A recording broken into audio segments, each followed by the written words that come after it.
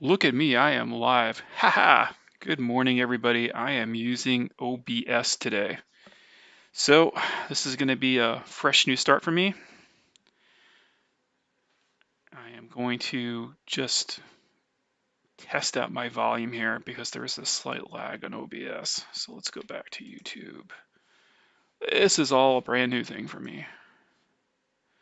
Okay, I seem to be streaming okay. Testing 1, 2, 3, 4. I can hear my voice. Good, good, good, good.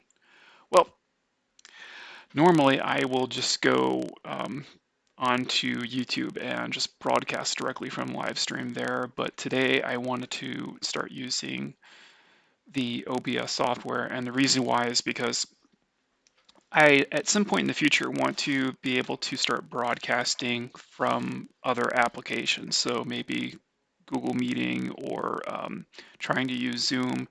And I think the only way we can really do that is if I start sharing screens from another service so that we can bring in the content from there and be able to broadcast it live. It's either that or I start paying for third streaming service providers, and I'm not there yet, just not there yet. So anyway, let's just go back over to YouTube and make sure everything's fine. Good morning.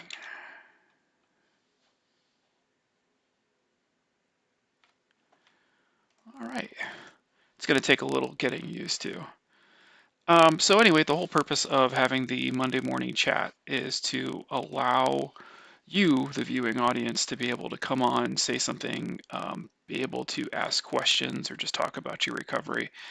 If I don't have any users coming on this morning, what I will do is just talk about things I want to talk about, which is just fine. It's a beautiful opportunity because I can summarize the prior week and kind of talk about what's on the plate. Um, I think the only problem I have right now is I have to be able to, I'm going to have to do dual screens here so I can see the chat while I can see the OBS software. It's a new challenge. Anytime you're doing something for the first time, you've got to see what can work and what can't. All right, so let's get the chat up here so I can see it. All right. Doesn't look like we have anybody in this morning yet. All right, so what am I going to talk about? I think what I'll talk about first is the last thing I tweeted about on Twitter, which is talking about personal integrity. I got in a discussion with somebody online on Twitter about it's this concept of what a ecosystem is, a content ecosystem. And I used to work for a software vendor that was in the space of creating content ecosystems way back in the day. So it was early on where businesses didn't really know what they should be doing online, and what we were doing was building a curator, but it was more than just a curator. It was grabbing as much information as we could possibly grab and then intelligently trying to push content out to the end user. So that's what we developed, and it was a decent system. But what I saw in those early days was that we had basically made the bare bones skeleton for what other people would basically start doing. And certainly there was some vendors like Facebook was way early into this game. Like they were way ahead of the game. They made an ad content curation system that is to this day probably the more superior than anybody else has ever created. But we were all in that space, man. We were all trying to do this. The only exception is that the system that we had created was for basically anybody that had a content management system. A lot of newspaper vendors were leaning into it. But it's obvious to me when I look at the evolution of a lot of porn aggregators that are out there right now. And I'm sorry I'm so high level, right? But this is a serious conversation.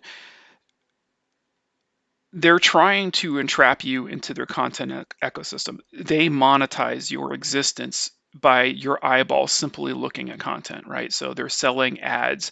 The vendors they're soliciting are paying an ad rate, right? So they want to see statistics that reflect the fact that not only did you look at content, but that you stayed in that content. And the longer you stay, the more that that vendor who's soliciting the advertising is willing to pay a premium in order for that service to exist, right? So this whole thing is predicated, the size and scales of these content aggregators such as Pornhub, any of the MindGeek properties, name whatever, vendor you want to, as long as they have the capacity to scale up and to be able to get people to have eyeballs on content, the more that they can make money, and likewise, the more that the advertisers are willing to pay money to get you to look, because that means that they're also going to be able to solicit their services. So all of a sudden, marketing matters. Marketing matters. So the IT side is fine, but behind that is marketing. They're trying to digitize marketing concepts so that they get you to consume as much as you possibly can. Anyway, this gets back to the idea of chumming the waters. You've probably noticed when you have no intention of looking at pornography that whether you go out onto the Microsoft main page, the maybe Yahoo page, whatever page you're going out, that there's always the teaser ad that's salacious. It's like, got a scantily clad women or something really trashy. Um, and you might buy into it. They may get you. They might hook you onto their approach. The whole point is that they're trying to drag you into their content and monetize your existence. This is the primary function of what all these porn sites do. They're trying to monetize your eyeballs. And once you understand that game, just from a high level, I think what it does is it gives you some cognitive recognition of the things you need to avoid, because they're going to use every single tactic they possibly can to keep you there. Every single tactic they possibly can. And what I can tell you about working in that content curation side of things is it's not just about the cookies that they're doing. They're using every devious tracking system you could possibly imagine.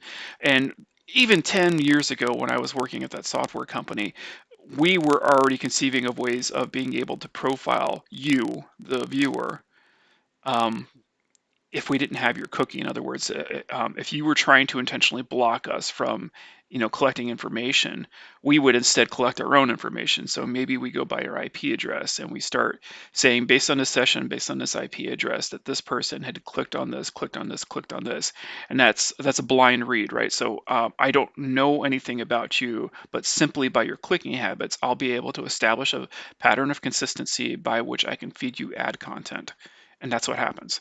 And the stupid thing is like recognizing that I'm part of that too. I I recognized how the system was built because I was part of it, and I still would get sucked into these content ecosystems. So just because you have the knowledge doesn't mean you have the power. But I wasn't in recovery then. I'm in recovery now. Just taking a look. Uh, I just received a question. Do you have any? Do you only do morning streams? Right now, yes. Right now, it's just been a morning stream because I was dipping my toes into this water to see if I could solicit people coming on. And early on, I freely admit that one of the problems is that people got jobs. They don't have the capacity to come in on morning hours. I'm going to explore doing an afternoon session. I'm not there yet. I promise I will get to this. I'm not ready for it yet. And when I get to the point that I'm ready, I will announce it all over the place. And we'll bring people on, and I'll see if anybody wants to come in and do an afternoon session. Also, I don't want to lose focus on the fact that I've got Google Meeting up and open right over here. I haven't tested anything out on OBS yet, but I'd like to at some point experiment to see if I could broadcast having a meeting, and that might be my first session in doing that. So we can get a bunch of people on, we can talk about recovery, and you know, be able to share a bit. Because I think this sharing is really important, especially when you get to do it in a group setting. But very good question. Um, Thank you.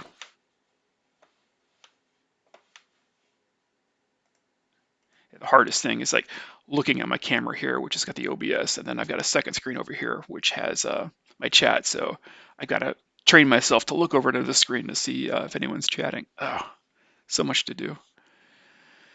All right. So let's talk about personal integrity. So I just talked about how we can acknowledge the fact that we fall into, content ecosystems, and there's a lot of people out there that get sucked into porn. It's a long and short way of saying I got sucked into porn. Um, what about personal integrity? So I've talked about this in the past where you go through your life and you're built up to be a person who has, some sort of moral, ethical boundaries. You understand right from wrong, good from bad, yada, yada. And as we start getting, more life experience, sometimes we're exposed to people, but oftentimes we're exposed to media. And it develops our sense of moral and ethical boundaries, whether it's good or whether it's bad, and whatever you decide to be good or bad. But the person who you were doesn't necessarily mean that's the person you'll become, especially if you fall into like an addictive pattern, because we fall into denial patterns. We get into all kinds of fallacious types of reasoning to help support our addictions. And at a core level, we're dissolving our moral and ethical boundaries. In other words, you're more willing to start parking things that you find either right or wrong because it's pleasurable or it's in some way, you find it redeeming and valuable to you, but you're willing to slowly but surely say, yeah, this is dicey, but I'll keep doing this activity. And that's where things start running amok. And getting back to what I first talked about at the beginning of this episode, when we talk about the content ecosystems, I want you to really think about like every single major ad campaign you've ever looked at. Have you ever seen, um, you know, something that you say, well, that's just not right? And the person who was doing it, whatever that person was, it could be a Pepsi commercial, it could be anything. But they just kept doing it. They kept on pushing that boundary because they're in it to sell their product. That happens often, man. They'll push boundaries because they can get into the salacious side of things and use that as the bait to kind of lure you in and to get you to keep paying attention. And after a while, it starts to program you. The idea that you're going to be, pushing aside whatever moral or ethical structures that you had in order to keep consuming this thing, regardless of what the thing is. Doesn't have to be porn addiction. So if we think about it, constructively, there's a bit of training that happens from marketing campaigns, from media that's out there, even from casual media, like if you're watching a TV show or watching a movie. You keep doing that over and over and over and over again, and whatever sense of right and wrong you have may slowly start to erode based upon the contentions of the script that are being put forth to you. It may not be the author's or whoever the writer's intent was to change you, but oftentimes it is. Oftentimes it is. In either situation, it's up to you to be able to hold onto your moral integrity and your personal integrity, the person that you are. It's like it's your job to maintain you. And oftentimes, a lot of people don't have what I would consider to be good interpersonal support with people around them to keep their personal integrity intact. And what I mean by that is that you're constantly talking about the rightness or wrongness of things, the good or bad, things that are reinforcing the values that make the person who you are you. And yeah, if you don't have those sorts of things in your life, whether a strong moral fortitude, a strong sense of personal integrity, or a community structure around you to help reinforce, um, those sorts of structures, then you're more apt to being reprogrammed.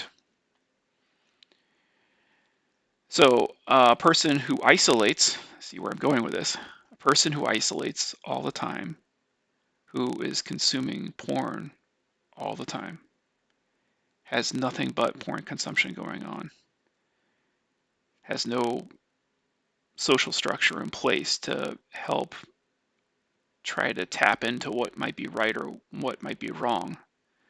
What do you think is going to happen to them over a period of time? They're likely going to start adapting the social mores of whatever is being thrown at them. And in our case, if you're a porn addict, even sexualizing them. So when we talk about you've heard me talk about like organizations like NoFap. There's a lot of recovery organizations that are out there. And, I certainly think that there's a level from, independent recovery all the way up to, really, really high end programs that try to develop you in all different sorts of areas, right? Those are the big recovery programs. And there's probably, structures that are in between. But the recovery programs, as we go up that ladder of what it means to go into recovery, the more they're throwing at you, the more they're trying to get you into a sense of rebuilding your integrity, your personal integrity.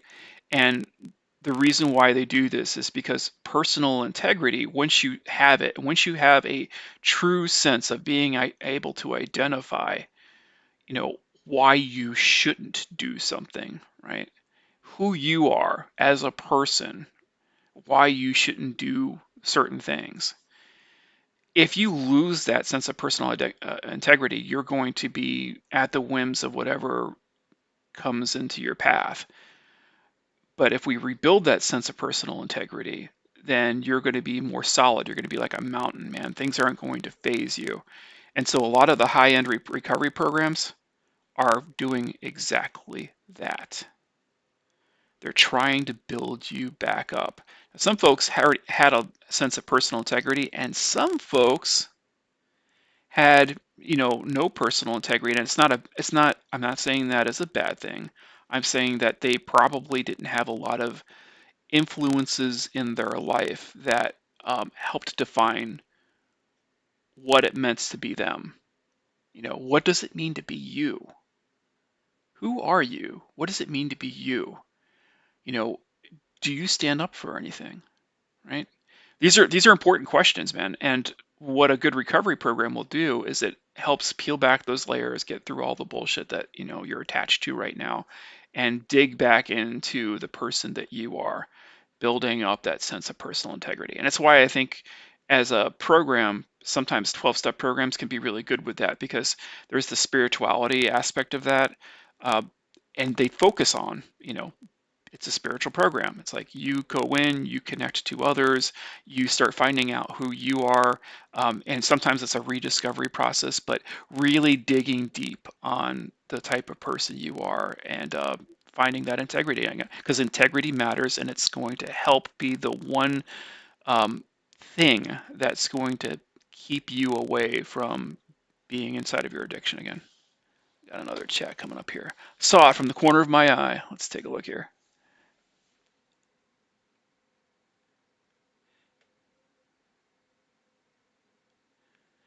So we had a question asking about it's a 20-year-old and he's trying to quit porn addiction, and he's been trying since he was 15. First off, hats off to you for recognizing that you're an addict.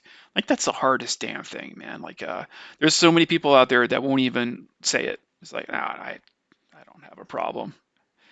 Then they go on like I do for 20 more years until it finally bites them in the ass. So hats off to you for first recognizing you have a problem. That's the start. You've started off and you've recognized that you had a problem. That's the best thing you could possibly do. So you're 20 now. You're still a young man. Oh my God. I wish I had the luxury of being able to start where you're at right now, because you recognize you're a problem. You got nothing but time ahead of you right now. So the first thing you should probably start doing is you start off recognizing you have the problem. Second thing is you start trying to get yourself into a system that's going to help you out. And I'm not going to, I hate to be the person who points to say this system is better than this system. I went with a 12-step recovery path. You may find SAA or SLAA or PAA. Any of those organizations would be like a great 12-step program to start off with. They're free, right? You just look them up online, see if there's one nearby, and just go to it. And what does that offer you? You get a community. There's going to be other people that are going to be in the room that are going to be like you. Now, I'm going to tell you straight up. I uh, I worked with somebody who was 19 years old who he got himself in a whole shitload of trouble. And I sponsored him for a while before he started finding some friends at college that he could talk to. So he had to drive from the nearby university over to where I was at having my meetings. And I was sponsoring him for a little while. We were doing check-ins and calls and stuff like that. And it was beneficial for him because he was quickly peeling back those layers and getting very confrontational about why he did the things he did. And just simply by talking those things out, he was able to quickly come to the realization, and he knew he had to continue that process. But because he was on a college campus and he had to do the travel time to get to a meeting, he eventually found some recovery buddies that were at college itself, and he started making some associations. So you may want to check. You may want to check to see if your university has any sort of resources for somebody that might be into that space. If they don't, there's, like I said, 12-step programs that are out there. NoFap is actually pretty darn good if you start using them as a service. The thing I don't like about NoFap is you can't do the face-to-face sort of thing, and it's harder sometimes to facilitate communication. But if you didn't have any other options, and you wanted to go to NoFap route, I would say jump right into the forums and you stay into those forums. Like you keep, having conversations. You reach out to people right away and see if you can find somebody that's willing to be a partner with you, a recovery partner, somebody that you can just talk to on a regular basis. And you get their phone number. You don't chat. You get their phone number and you call up and you check in with them. I would say that your chances of staying sober are going to drastically improve if you can speak to a person, like actually having conversations. Don't try to solo this crap. So if you're like a teenager and you're trying to just do something on your own for the first time, man, that's like the worst. You're not going to have the support that you actually need. Go seek the support. Don't be shy about it. If you're willing to come here on a chat room and say, I got a problem, then that means you're going to have a great chance of success if you go in front of a room full of people or even just one person and say, hey man, I got this problem and I need your help. And there's somebody out there. There is somebody out there for you. There always is. So that would be the first recommendation I have for you is to start doing that. Independently, you can start building your own recovery plan. There's lots of books that are out there. And I'm not going to pump any specific one, but there's lots of recovery books that are out there specifically for porn addiction. And you can follow along and do those things. I would still say don't try anything in isolation. So if you do the recovery book, fine. See if you can find somebody to share with, even if it's a paid therapist. If you have to go to a therapist and, talk to your parents. If it's a dicey situation, just say, hey, you know what? I've got to go in for psychiatric therapy. Go find yourself a therapist, get your parents' insurance plan, and that's you bring the recovery book in with him to say, here's what I'm going through. I need to be able to talk with somebody about, trying to fight this porn addiction. I hope that helped. That's a great start. And if you have any more questions, feel free to chime in. I'm not going to stop you from asking him. All right. What else do we got? Oh, I was going to talk about chumming the waters. um, yeah, somebody brought that up on Twitter. Yeah, it's just basically heavy marketing that'll go into pumping out sexuality to get you into their content ecosystem. So always keep looking out for that. Um, I recognize too that when I look at people who are constantly online. Sometimes you can use ad blockers, which is a good thing to do, but I would say that in general, keep things nice and clean. Um, for me, I have an email client that's up. I exclusively look at the email, and that's it. Like if I have to go web browsing for anything, the first thing I ask myself is, what am I trying to accomplish? Oh, I need to find slippers for my wife. Christmas gift, right? Okay, I'm going to go to, this is before I open up a browser, I'm going to go to Amazon or eBay or one of those services, and I'm going to look for slippers. So I start with intentionality. I go out and do my thing. And so I minimize needless surfing. I minimize looking at anything other than the thing I'm looking for. And then once I'm done with it, I close my browser and I get back to work. So I think that's a really good strategy, is be intentional in every single thing you do to prevent yourself from being triggered, because you know what? The triggers are out there. And you've heard me say this repeatedly. It's good early on inside of recovery to try to avoid things, like you're trying to avoid being triggered. But I would tell any single person listening to this, you're not going to be able to avoid triggers the rest of your life. The whole point of going through recovery, or one of the big points of going through recovery, is so that you start building tolerance. You want to be able to look at something and either not be triggered by it, or if you do get triggered, knowing what to do next. You're building tolerance against all this crap that's out there. All right. Um, by the way, good questions. I'm glad to see people out there. Uh, Follow-up question was really feel like I've somehow wired my brain to become aroused to women behind a screen and not in real life. Yeah, that's exactly what happens. That's exactly what happens. You know what? I'm gonna back you up on that one and say that I've been married for a very long time, 20 plus years, right?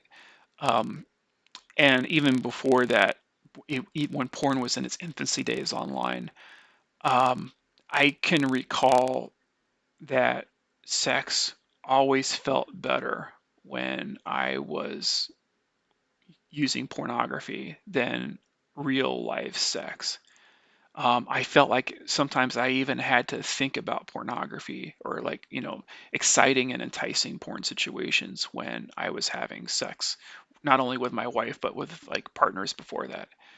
Um, I know it just sounds too stupid to be true, but it actually is. And that's what happens over the long haul. When you start using and consuming over and over and over again, they call that your sexual template. So the your brain is wired to understand when things are enticing or arousing, and your arousal template gets modified as you get new experiences coming into your life.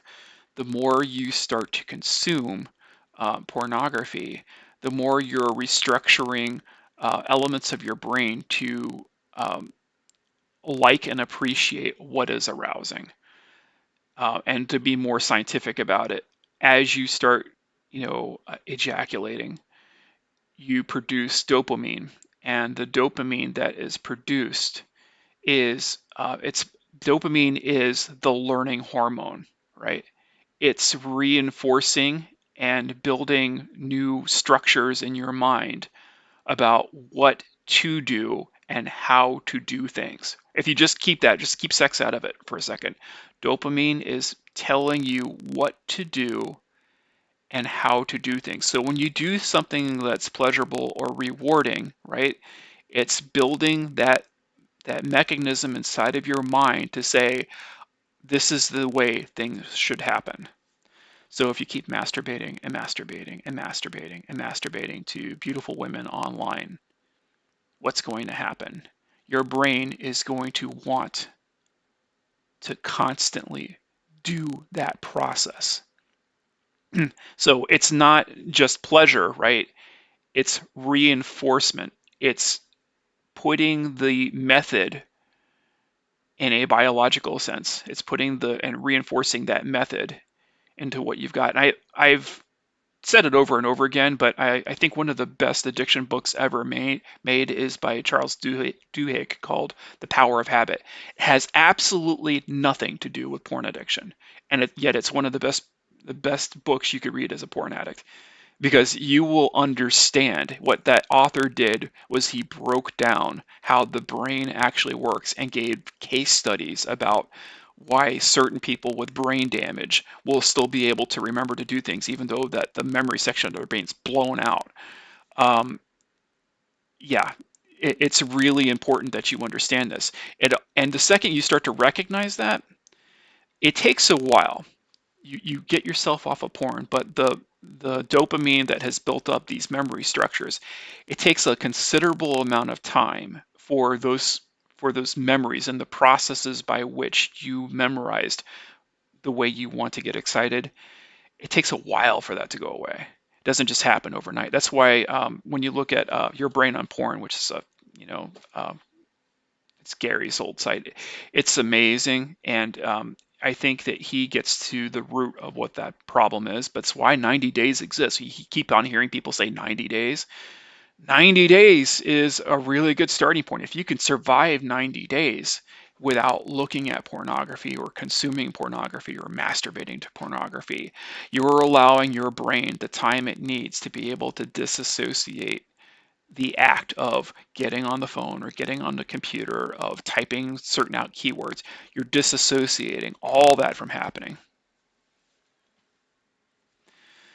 Yeah, so that's a really, really good observation. I would say, like, once you get that inside of your conscious mind, like, you know that, oh, this disassociation is happening at a bioneurological level, and it's going to take time for me to break this. So I've got to give myself the time in order to do this. Then you've all of a sudden established what your goals have to be. And your primary goal is going to be staying the hell away from pornography, at least for 90 days. But in that process, in that time of 90 days, this is where I differ from NoFap. In that time from 90 days, you should really start digging into yourself, building that sense of self-integrity and self-worth. Don't just stop at not doing something. You got to start building yourself up so that once you get off of whatever program you're in, once you start getting out into the real world again and getting exposed to all this nonsense, that you will know how to stay away. If you look at my channel, I've got the 4 steps. I built that early on, and at some point I'm probably going to remake those, but they're still solid. First you recognize that you've got a problem. Second thing you do is you start building a recovery plan, and that you're going to do that in a 12-step program for sure. How do you deal with shame and guilt of what you've done? I feel deep hatred against myself. Yeah. Well, this comes back into the spirituality aspects of things. A lot of us, get into a situation where there might be guilt or shame for the recognizing of what you had done, and this could become coming from your greater social network, your understanding of what's important to you, or a combination of all those things. Um, a lot of addicts, regardless of where you're at or what addict you're talking to, whether it's a drug addict, alcoholic, sometimes it's like getting into gambling and that sort of thing. We all recognize that a lot of times when we're getting into this, it's out of a sense of survival. And you may not label it right now. You may not label what you did as a sense of survival, but you you're jumping into this pleasurable activity because that's what's in front of you, but the things that are around you are not great. And I don't know in your situation what those things are, but there's likely a lot of crap going on in your life that was either stressful, or that you couldn't handle it, or something else. You fill in that blank, right? Um, and as part of our survival mechanism, we'll jump into some crap, man. We just do it. Yeah, it's a harsh realization, but the one thing you can't do is keep beating yourself up because that's not going to fix anything. It's not necessarily wrong to feel guilty or ashamed of doing a certain activity, but if you keep doing it over and over, you're just going to beat yourself up, and that won't be a good space because now you're adding depression to the mix. You've got to learn how to start looking at yourself in the mirror and seeing a good person. And it gets back to what I talked about earlier, which is the sense of personal integrity. How do you build up your sense of personal integrity? Well, this is going to be depending on the person I'm talking to, and this is a journey you find out for yourself. I know for me, participating in these recovery rooms where I actually get a chance to help others out is amazing. Like I feel a personal sense that all the shame and crap that I put myself through, I can use the knowledge that I gained by helping others, and through the act of helping others, I found myself again. Like I found my personal integrity, and I can look myself in the mirror and say, "Damn it, I gave my best today." And sometimes your best won't always work out. Sometimes you're going to try things and you'll hit a wall or things won't work out the way you intended. The thing you have to ask yourself is, okay, what do I do next, right? Did I do the best I possibly could today? Yes, I could. What can I do next? And you keep asking those questions of yourself, and sooner or later, this starts happening. Like your own sense of shame, guilt, remorse starts to slide away. But more importantly, that little voice in the back of your head that's self-critical, right? That self-critical voice, it starts to slowly tamper down because you're finally asking the right internal monologue questions. Did I do my best? And even if the answer is no, once you start doing this over and over and over again, you start to say, yeah, maybe if I didn't do my best, I know that I've got to try harder in these certain areas, as opposed to being so self-critical and self-negative. So it is a mindset thing, definitely a mindset thing. And that's why we call the 12-step programs a spiritual thing, because it's really stepping into that sense of, spirituality, what's going to make you, yeah, your sense of personal self-integrity, what's going to make that person start looking in the mirror again and feeling like they have a sense of dignity.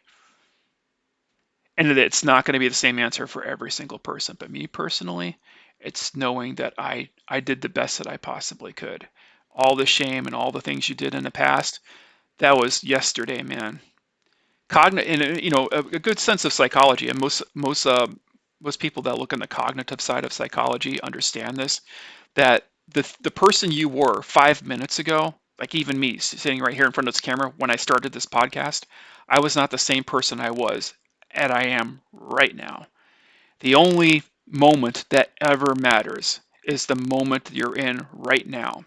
That's because the little things we do over time change and shape the way we are. So the person you were 5 minutes ago, 5 days ago, 5 weeks ago, 5 months ago is not the person you are right now.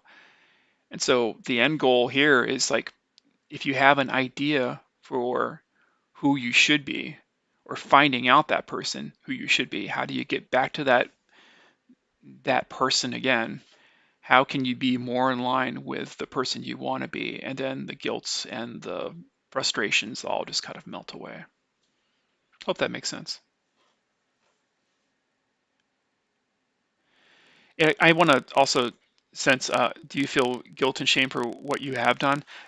I want to reflect on this one for a second, because this is a really good question, and I've addressed it in both on Twitter and on YouTube.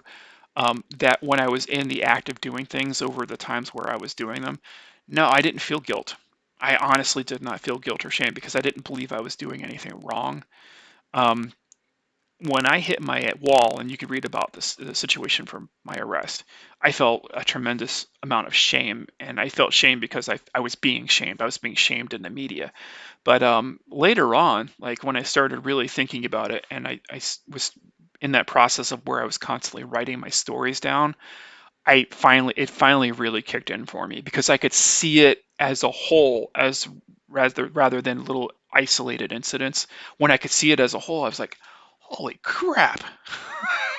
I started recognizing that my use of pornography was a long-standing problem that I couldn't see. I was doing it, and I couldn't comprehend that what I was doing was not what I would say normal, right? It was definitely abnormal. Going rummaging around through trash trying to find porn magazines is not normal. And that's where I think I started feeling an immense sense of like, shame at that point. I was like, oh God. And I had to go through the iterations of understanding that, you know, it was a process. It led to where I got, all right, where I hit the wall. And then once I had hit that wall, I recognized that, okay, that's all in the past. Like the person that I was and all the attributes that made me what I was, which was, stressed out, anxiety ridden, not being able to deal with crap. So running into, this thing that made me feel good. Um, I had to slowly but surely understand the mechanics of anxiety and stress, get to the bottom of those, uh, re- rediscover what it means to be a person with integrity, and start really embracing that about myself. Um, and once you get there, once you finally start getting into that space, you're still going to make mistakes. By the way, I have to be clear about this. The difference is that when you make a mistake now, like when you're really into recovery, and what do I mean by mistake? Like sometimes I'll get angry. Like I I think I shared on my YouTube channel that I had this guy cut me off like last year, I think it was, and I got really pissed at him, and I almost got in a fist fight, and like that's a mistake. Like, yeah, I I recognize that hothead, you need to calm down and just relax. And I did. I got back into meditation, and I started learning how to disarm that. And lo and behold, same location, somebody else cuts me off in the exact same spot, and my daughter was in the car with me again, and I was like, I am not gonna stop the car. I'm not gonna try to get in a fight. I'm just gonna give this a few minutes and let this go. And that's what happened. I let it go. Hey, look, I learned from my mistake. Good for me.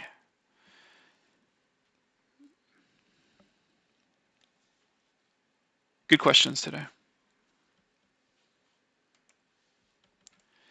Um, Layla Imakowit posted information about she's the #1 crusader against Pornhub because of their um, tendency to put the most atrocious crap up on their content. Um, and by the way, that's not restricted to just Pornhub. All the sites do it, like, X videos, all the rest of the big ones are in the same guilty area. But Brown Rudnick had this lawsuit, and I took sections of their lawsuit from last year, and I was like, I was posting bits and pieces of it online. But she's gone out and she posted a section of it where it's a good summary of the argument and all the people that were affected. And just reading through that, man, it kind of breaks your heart, and it makes you recognize that, you know, we as consumers, people, audience members, are helping fund these large billion-dollar organizations who collect their ad revenue and aren't willing to manage their content at all, which is what the Pornhub thing was really about. It's they basically had a customer service staff that was rubber stamping just about anything that made it onto their site. Um, and so we build these giant monstrosities that have no morals or sense of personal integrity, right? Getting back to that personal integrity issue. And they're asking you to buy in. And as a result, people get crushed from it. And all those stories are kind of terrible. And you really have to start asking yourself, and this is, we had the external harms or internal harms of pornography, and we had the external harms of pornography, right? So I'd say like 90% of my website and my YouTube channel are dedicated towards what are the internal harms. But there's all these external harms, man. There's all these things that pornography can create inside of society, like abuse, degradation, um, just just you name it, man. It's out there, and there's plenty of documented stories, not only from performers who are inside of the industry, but from basically people who wanted nothing to do with the industry who got dragged into it. Um, it's just terrible, dude. It really is terrible. And ask yourself, do you want to, through the use of your eyeballs, be a part of that process? And I think a lot of people, they just don't care. I didn't care. Like, I'm going to get off. I just, all I care about is looking at a pair of boobies. That's all I care about right now, right? And you're just going to park every single thing that comes along with it because boobies. And that's, it sounds so simple, doesn't it? But what is that? It's a denial mechanism. It's like you're denying the realities of all those things that affect your personal integrity because you want to look at boobies.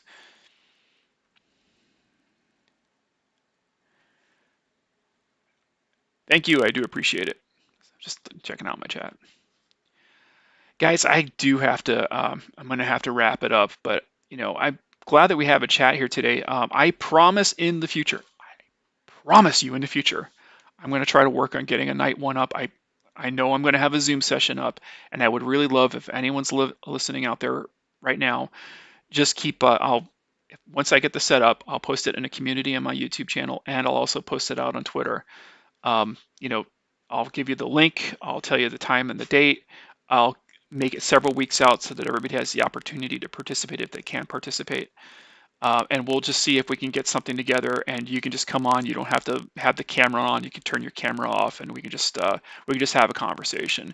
And you can talk about anything you want to talk about. I'll stop talking. I'll let you guys do the talking. But I'll have that up in the future, and I'm trying to get that set up before. It's going to be after the Christmas holiday. I got too much going on right now. I've got to wait till Christmas happens, and then we'll look towards January 1. And if anybody wants to, be active in this, feel free to drop me a line, road to recovery 11 at yahoo.com. You can go to my Twitter, up on my profile, look at the Twitter handle, click on that, and you can DM me there. And if you have any questions or whatever, you can also send those through those routes. Anyway, if that's it, I have nothing else to talk about, and I have got to get to work. So, fellas, thank you so much. I appreciate you for coming on. Please, please, please stay on that road to recovery. And if you have any comments or concerns, drop me a link. I will catch you later, guys. And now I got to figure out how I stop this because I don't know how to do this in OBS. How do I do it? Let's see. I guess I got to go back out to Yahoo. I go back out to Yahoo and click on End Stream. That's how you do it. All right, take care, guys.